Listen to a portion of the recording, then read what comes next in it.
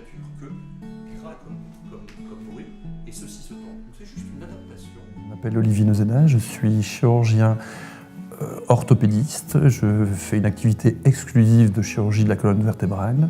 Principalement, je m'occupe de lombalgie chronique et de hernie discale, de canal lombaire rétréci. Voilà.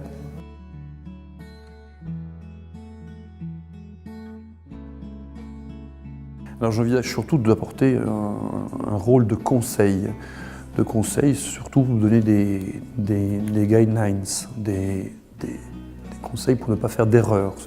C'est un petit peu ce que j'envisage, un petit peu comme s'il y avait une passerelle, des garde-fous, une caution sur certaines erreurs à ne pas faire, sur certaines voies à plutôt suivre, et en particulier peut-être l'utilité de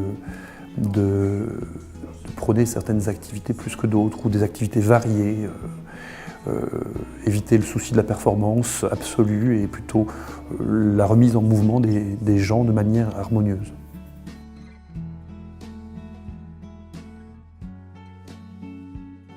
Un des premiers écueils, c'est mettre les gens au sport, ou en tout cas à la mobilité alors qu'ils sont sédentaires. C'est déjà une première difficulté. Ça demande beaucoup de liens avec ces patients, ou en tout cas une façon de leur parler qui est importante. Et puis souvent, c'est pas forcément une erreur des coachs sportifs, quoique ça puisse l'être aussi, mais c'est surtout dans la tête des gens, faire un sport, c'est un seul sport, c'est le même sport, et c'est souvent mal choisi. Il y a le rôle de la société qui impose pour les mecs très souvent de la muscu ou de la performance, et pour les filles c'est en train de varier, mais c'est souvent aussi cantonné dans des activités bien particulières, un peu moins maintenant qu'avant.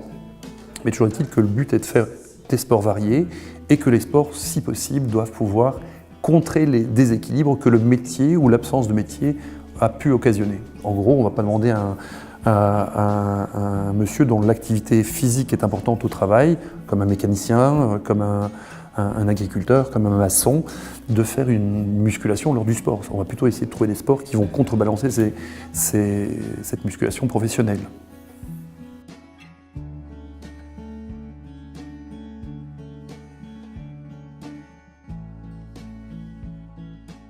Parce que c'est une formation qui permet d'ouvrir les yeux sur certaines choses.